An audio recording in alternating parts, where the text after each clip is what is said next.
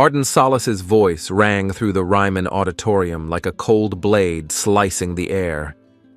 "Hey, you there, the man in the janitor's uniform at the back, come up here now." 500 guests turned their heads in unison. On the live stream, 2 million people were staring straight into this moment. Tariq Ellison, 32 years old, stood frozen. His hands were trembling, and the thing that made him look most out of place was the pair of yellow rubber gloves still on his hands. He had finished wiping down the stage exactly 10 minutes earlier. "I am sorry, ma'am. I did not think that. Do not make excuses." Arden cut him off before he could finish. She strode forward, grabbed Tariq by the shoulder, and dragged him straight into the center of the stage lights, as if pulling an object onto a table for display. "Let everyone see," she said, her voice sweet to the point of being fake, "whether you can actually sing or whether you are just taking up space here." Then Arden turned to the band and snapped her fingers sharply. "Play Higher Ground for him." She curled her lips into a smirk, an impossibly high note, the same note that once earned me $2 million. And just as the band was about to come in, Arden leaned in close to Tariq. She switched off her own microphone, but his mic was still live. Her voice dropped to a whisper that the entire auditorium and all 2 million viewers heard perfectly clearly. "Fail quietly, kid." The air froze. The entire hall held its breath. Tariq stood there under lights blazing like fire, with hundreds of eyes in front of him and a world behind him passing judgment through a screen. But what he did next would not just prove Arden Solis wrong, it could also bring down everything she had built on lies. To understand why this moment matters, we need to rewind 4 hours earlier. Tariq Ellison was not always a man who cleaned floors. 5 years earlier, he had been one of the most promising contestants on Voice of Tomorrow, the hit talent competition on which Arden Solis sat as a judge. Tariq possessed a rare high tenor voice with a vocal range spanning from C3 to C6. But what caught professionals' attention was his ability to transition between registers, shifting from chest voice to head voice as smoothly as flowing water, so seamlessly that listeners could not detect the exact moment his voice changed. Everyone believed Tariq would go far. Some called him the ace card of that season. On the night of the finale, when everything seemed within reach, Tariq's phone vibrated backstage. The hospital. His wife Grace was in the emergency room. Acute pneumonia, critical condition. Tariq stood frozen. In front of him were the lights, the millions of viewers, the opportunity he had chased his entire life. Behind him was the woman he loved. He did not hesitate. He left the show that night and ran straight to the hospital. The public turned on him instantly, irresponsible, unprofessional. Then, Arden Solis appeared on television and delivered a single sentence that shut every door. "Anyone who does not respect an opportunity does not deserve a dream." 3 days later, Grace passed away. Their daughter Mira was born prematurely at 32 weeks, weighing only 1.5 kilograms, carrying a hole in her heart. Tariq was blacklisted from the entertainment industry. No record label would sign him. No stage would invite him to sing. For 5 years, Tariq survived as a janitor. Now he and Mira live in East Nashville in an old apartment where the heating works in only one room. He works 2 shifts daily, mornings cleaning the Ryman, nights washing dishes at a restaurant on Broadway. Each night he sleeps less than 4 hours. Mira needs heart surgery, $85,000. Insurance covers only 40%. Tariq needs $45,000 within 2 weeks. But there is one thing Tariq never gave up. He still sings. Every night, he sings Mira to sleep, Grace's favorite song. Tariq always sings very softly, as if singing louder would cause the memories of Grace to crash down and crush him. Mira often whispers to her father, "Daddy's voice makes my heart feel better." The nurses have noticed it too. Mira's heart rate becomes noticeably more stable whenever she hears Tariq sing. No one can explain why. But Tariq knows. It is not technique, not pitch. It is love. The only thing he still has left to give his daughter. Arden Solis hosted a gala called Voices for Hope at the Ryman, raising funds for Vanderbilt Children's Hospital and its congenital heart treatment program, the very condition Mira was suffering from. That night, Tariq was on the evening shift. He knew the money raised tonight could save his daughter's life. 500 tickets at $500 each, $250,000. From the upper balcony, Tariq quietly looked down at the giant screen displaying images of children with heart disease. Among them was Mira. He had signed consent forms allowing the hospital to use his daughter's image. The rehearsal began. Tariq was cleaning the glass when Arden walked in to warm up. The band played the opening chords of Higher Ground. Arden's voice rang out powerfully in the lower sections. Solid, controlled. But when the song reached the bridge, where the melody climbs toward C6, Tariq sensed something wrong. Arden's neck tightened, her shoulders lifted. When she tried to reach C6, her voice cracked at a sharp 5, nearly a tone and a half below the target. Arden cleared her throat. "My throat is too dry." Then she ordered the sound technician, "Turn up the backing track louder. I need support." The technician adjusted the settings. Arden sang again. This time the high note rang out perfectly. Too perfect. Tariq stood frozen. His ears had been trained through years of studying music. He could distinguish between a live voice and a recorded one. He heard the faint metallic sheen of digital sound. That C6 did not come from Arden Solis. It came from the speakers. Tariq remembered 5 years earlier. Anyone who does not respect an opportunity does not deserve a dream. She had destroyed his career by labeling him unprofessional, while she herself was cheating. He opened his phone and searched for information about Arden's previous galas. A small article from last year. Only 15% of funds from Voices for Hope reach the hospital. The remaining 85% is listed as administrative expenses. 15% of $250,000. Only about $37,000 reached the children. Where did the rest go? Arden's management company, production costs, marketing for her personal brand. Tariq felt something ignite in his chest, not anger, but resolve. A 32-year-old black man who had lost his wife, raising a heart-sick child alone, standing in a cold janitor's room and deciding, enough. The gala began at 7. Tariq finished his shift and prepared to leave, but as he reached the wings, he stopped.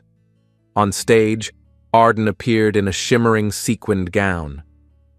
"Ladies and gentlemen," Arden said, "tonight is not just about music. It is about hope, about giving these children a chance to fight." The cameras swept to images of children with heart disease. Among them was Mira. Arden continued, "Every ticket, every donated dollar will go directly to help these little hearts." Tariq stared at his daughter's face on the screen, and in that moment, he knew. He could not let Arden continue lying for one more second. Arden introduced Higher Ground.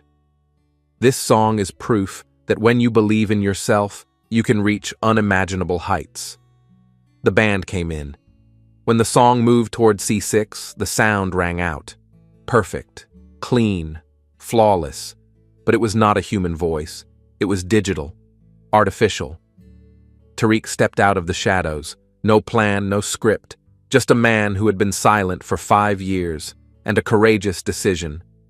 Arden saw him. Her eyes narrowed. She recognized him immediately.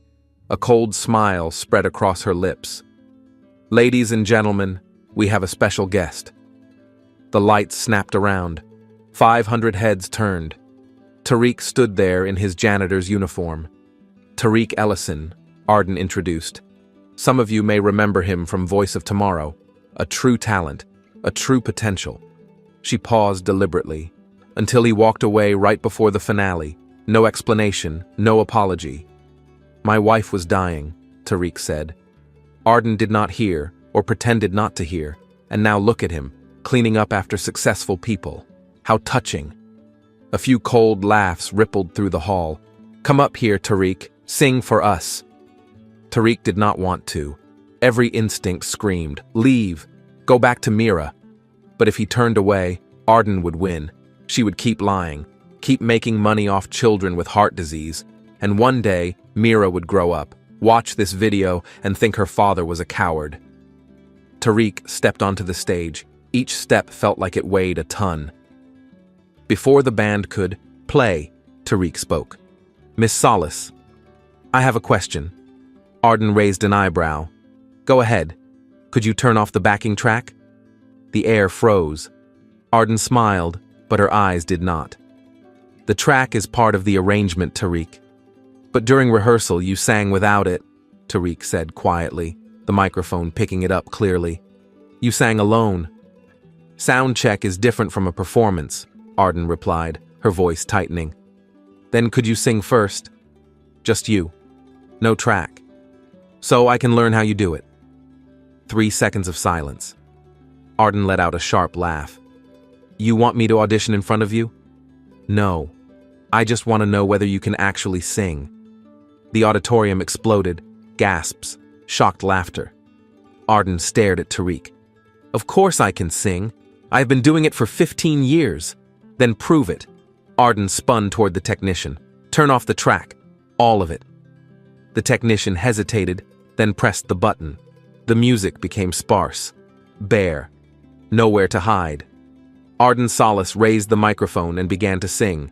At first it was powerful, confident, years of training evident in every controlled breath. But as the pitch continued to rise, something changed. Her neck tightened. D5, E5, A5. The sound was still there, but no longer natural. Then Arden reached for C6.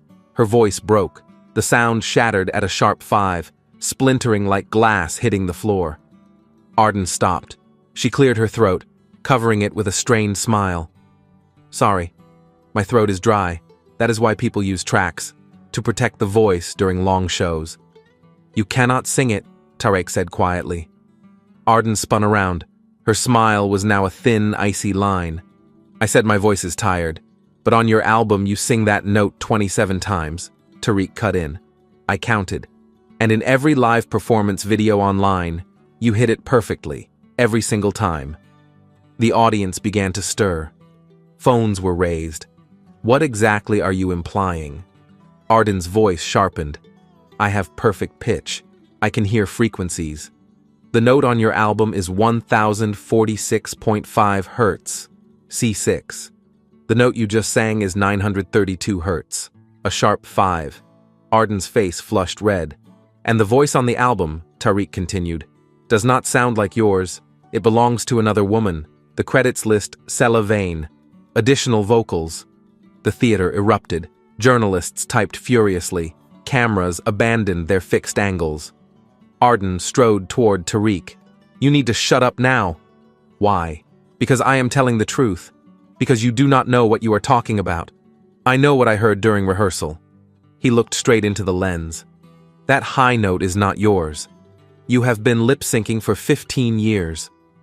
Before Arden could respond, a voice rang out from the wings.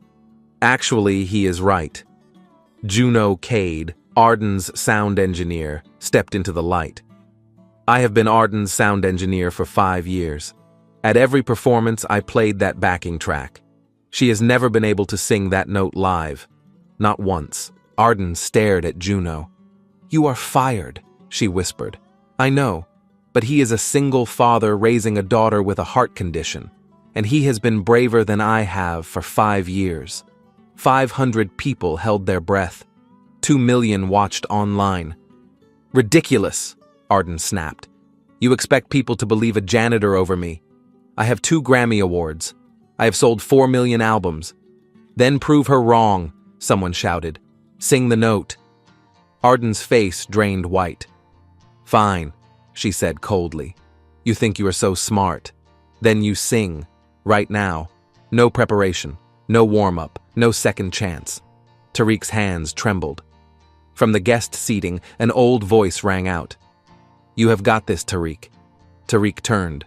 Gideon Marr, the 60-year-old janitor who had worked at the Ryman for 30 years, was standing up, clapping slowly. "Sing the way you sing for Mira." Tariq closed his eyes, took a deep breath, felt the air fill his lungs. Every lesson, every memory, every pain, settling deep into his bones, he opened his eyes. Play Higher Ground, no track. The music began. Tariq started to sing. His voice was gentle, almost hesitant. A few audience members exchanged glances. He sang well, solid, but nothing extraordinary. Yet. Then came the pre-chorus. Tariq's voice opened up, power increasing without losing control. Something raw, something honest, something Arden's polished performance had lacked. He was not performing. He was testifying. The melody climbed. D5, E5, F5. His voice followed effortlessly, light and clear. No sign of strain. Arden shifted. Her jaw tightened. The bridge arrived. Tariq transitioned registers smoothly. G5, A5, B5. The entire auditorium sat up straight. Then Tariq reached for C6. The sound burst out, crystal clear. No break, no strain, no tricks. Just a pure whistle register note, ringing like a crystal bell. He held it for 4 seconds. Perfect. Someone in the front row gasped, but Tariq was not done. He pushed higher, D6, E6, F6. A range that even Arden's backing track had never dared to touch. His face was calm, almost serene. Then he brought the voice back down. Every transition seamless. Every note a small miracle. When the final word faded, no one moved. Then the theater exploded.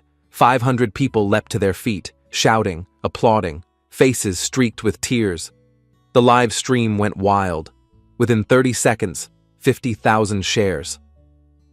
From the front row, Yolanda Carter, an R&B legend, stood up crying. "That is the best thing I have ever heard from a janitor in my entire career. Tariq, you did not just hit that note. You owned it." Darius Holt, a producer who had worked with Alicia Keys, shook his head. "I need to say this. I have been in this industry for 30 years. And tonight, we just witnessed a janitor sing a note that the woman who made it famous truly cannot." The weight of his words pressed down on everyone. Darius turned to the audience. "The album recording. I was the mixer. I was there. Tariq is right. That is not Arden's voice. It is Selah Vane, a studio singer from Austin. She was paid $2,000 and forced to sign an NDA. She was never properly credited." The theater erupted again. Journalists typed furiously. Arden finally found her voice. "This is insane. You are going to destroy my career over a backing track. Everyone uses tracks." "But they do not claim to be singing live," Yolanda shot back.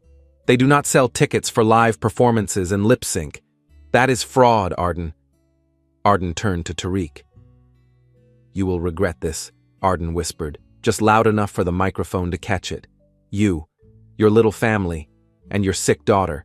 I promise you will never work in this industry again." The threat hung in the air, recorded by every camera. But Tariq was no longer afraid.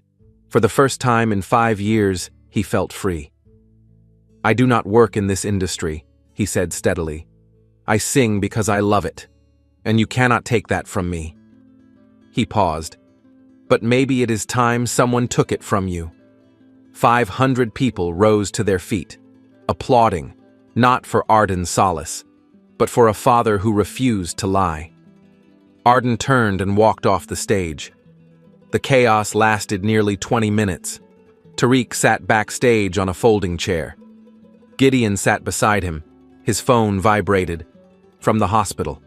Mira had watched the live stream. "Daddy, I saw it. You sang so beautifully." Tariq's throat tightened. Then Arden's lawyer appeared.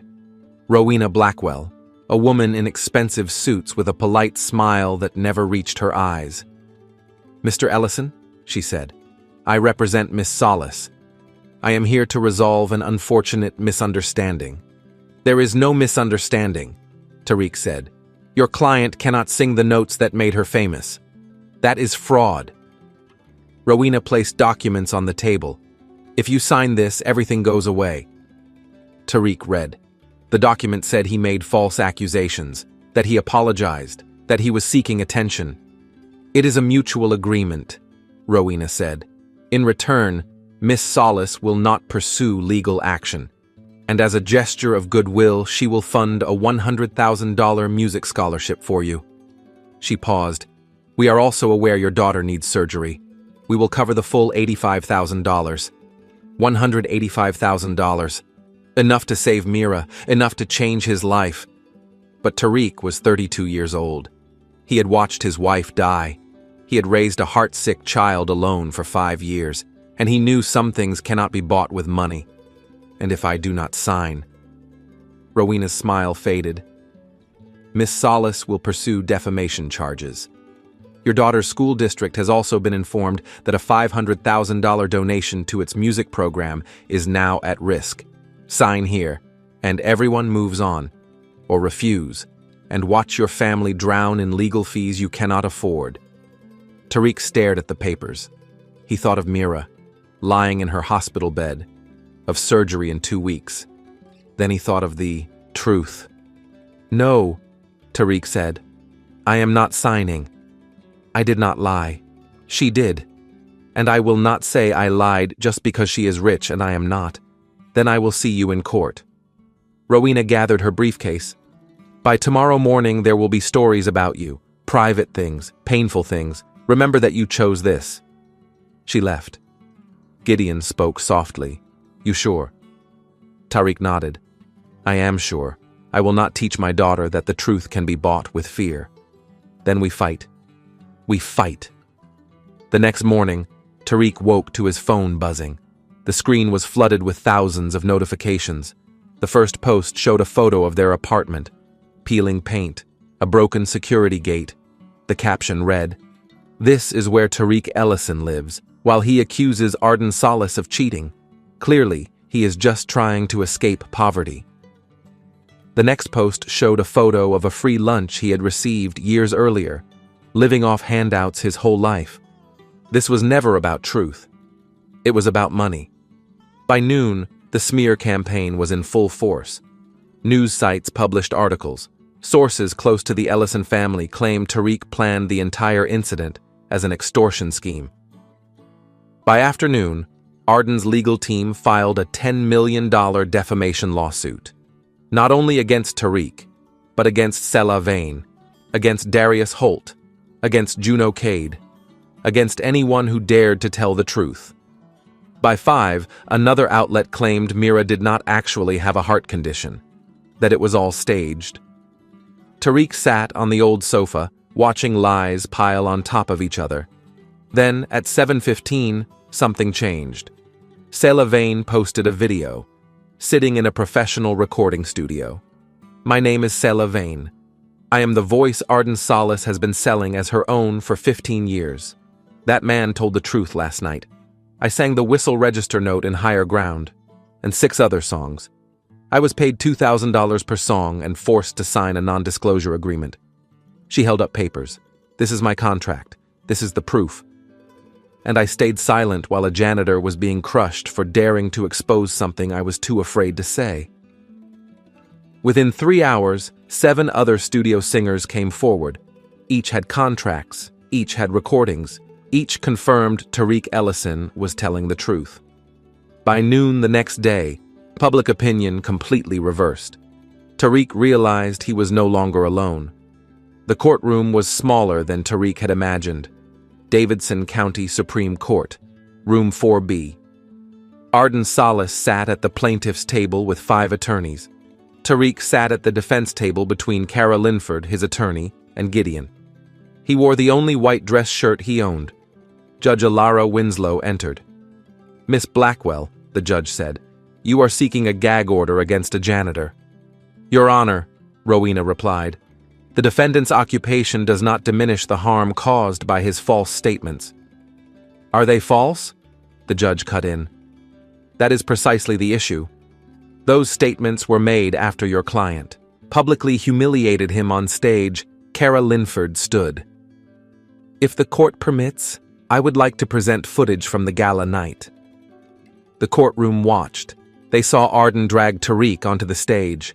They clearly heard fail quietly, broadcast through an open microphone. They watched Arden fail to hit the high note. Your Honor, Kara continued, the plaintiff did not summon this man because he lied. She summoned him because he told the truth. That is not defamation. That is consequence. Judge Winslow turned to Rowena. Do you have any evidence that Mr. Ellison's statements are false? Your Honor, the music industry routinely uses vocal support. I did not ask that. Yes or no? Rowena hesitated. We believe the context has been misunderstood. So that is a no. Miss Linford, do you have evidence supporting Mr. Ellison's statements? Yes, I call Selah Vane. Selah stepped to the stand. The contracts, the NDAs, the recordings proving Selah's voice was used on Arden's albums, the emails instructing that Selah was never to be credited. Miss Vane, Kara asked, when you heard Tariq Ellison say that Arden Solis could not sing that note, what did you think? I thought finally. Finally, someone said it. And was he right? Yes, completely. Judge Winslow turned to Arden Solis. Miss Solis, I will ask you one question. Can you sing the note at issue? Arden's face went pale. Your Honor, I fail to see how this is relevant. Highly relevant. You are asking this court to silence people who say you cannot reach that note. Then prove them wrong. Sing it. Arden looked at her lawyers, at the judge, at Tariq. My voice has not been warmed up. You have performed on demand for 15 years. Surely you can demonstrate it once. Arden's mouth opened, then closed. Not a single sound. Just as I thought, Judge Winslow said, striking the gavel. The request for an injunction is denied. Furthermore, the court sanctions the plaintiff for filing a frivolous action intended to silence truthful speech. The courtroom erupted. Mr. Ellison, you are free to continue telling your story. That is called the First Amendment. It protects the truth, even when the truth is inconvenient. Outside the courtroom, a journalist was waiting. Tariq, how do you feel? I feel like I can finally breathe again. That evening, the news aired nationally. 18 million people watched. During the closing credits, Arden's remaining sponsors withdrew. Her record label terminated her contract. Her Las Vegas residency was canceled. The Grammy Committee announced it was reviewing her awards. A career built on stolen voices officially collapsed, ended by a father who refused to stay silent. But Tariq's greatest victory came 3 days later. His phone rang at 6 in the morning. Mr. Ellison, this is the office of John Legend. Mr. Legend would like to cover the full medical costs for your daughter. All $85,000. Tariq could not speak. Tears spilled out. Within 24 hours, Alicia Keys offered to cover Mira's recovery expenses. Kelly Clarkson tweeted a call to action. $250,000 was raised in 6 hours. But the most important moment was far quieter. Mira's surgery was scheduled for the following week. Dr. Varen Kell explained everything. Open heart surgery, 8 hours, a 15% risk of complications. But without surgery, Mira would not live to see her 10th birthday. On the morning of the operation, Tariq sat by Mira's bed. Daddy, her voice was tiny. I am scared. Tariq held her hand. I am scared too. But you still stood up for what was right, even when you were scared. Tariq smiled, his eyes burning.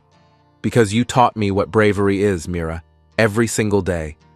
Mira smiled, a smile just like Grace's. Will you sing for me, Daddy? Tariq sang as they wheeled her toward the operating room. He sang until the doors closed behind her. Then he collapsed into a chair in the waiting room. The next 8 hours were the longest of Tariq's life. At the 8th hour, the operating room doors opened. Dr. Varenkel stepped out, pulling down his mask. Exhausted, but smiling. The surgery was successful. Your daughter's heart is healthy now. Tariq broke down sobbing. The months of fear and pain, all of it released. Mira lived, his daughter would be okay. 3 hours later, Mira woke up in the recovery room. Tariq sat beside her. "Daddy," Mira whispered, "my love. You did it. Did you sing for me yet? Do you want to hear it? Your singing makes my heart feel better." So Tariq sang, right there in the recovery room. The nurses stopped to listen. His voice was still a little rusty after 5 years of silence, but beautiful. Not because of technique, not because of fame, but because it was real. When the song ended, Mira smiled and drifted back to sleep. And for the first time in 5 years, Tariq felt something shift inside his chest. His voice had come back, not for the stage, not for money, but for love. 18 months later, Tariq Ellison stood backstage at the Ryman Auditorium once again, but this time, he was no longer the man who mopped the floors. He returned as a performing artist. Mira, now 8 years old, healthy and radiant, sat in the front row. Her heart had been repaired. The surgical scar on her chest had faded into a thin silver line, like the mark of a battle already won. Tariq recorded his debut album. Silent No More, he co-wrote it with Sela Vane, a collection of songs about reclaiming courage, speaking the truth, daring to say no when the world expects you to stay silent. The album went gold in 6 weeks, and Arden Solace. She never recovered. 3 months after the ruling, Arden filed for bankruptcy. The class action lawsuit ended with $23 million in ticket refunds. Both Grammy Awards were officially revoked. But this story is not about Arden's fall. It is about what was lifted up. Tariq stood, backstage at the Ryman. Before stepping onto the stage, he stopped by the custodial room, the familiar smell of cleaning solution and floor wax. Gideon was there, holding a mop. "You did it, kid," Gideon said, placing a hand on Tariq's shoulder. Not like a father to a son, but like two grown men who respected each other. "No, we did. Everyone who was ever told their voice did not matter." Tariq walked onto the stage. Mira sat in the front row wearing a t-shirt that read, "My dad's voice saved me." The auditorium was packed, not with wealthy patrons holding $500 tickets, but with 2,000 working people who had lined up early, janitors, nurses, teachers, single parents, people who had been told their voices were insignificant. Tariq opened with Silent No More. His voice was not perfect. There were still traces of 5 years of silence, but it was real. For the final song, Tariq called Mira onto the stage. "This is my daughter. 2 years ago, I almost lost her. In that fear, I found my voice again, not for fame, not for money, but for love." They sang together, father and daughter. As the melody faded, the cameras caught the Ryman's custodial staff, the people who once worked alongside Tariq. They stood applauding, many in tears. A sign was raised. "We always knew you could sing." Tariq looked out at the audience, people who had once been invisible, now seen, and spoke his final words. To everyone who was ever told to stay silent, "You are not invisible anymore.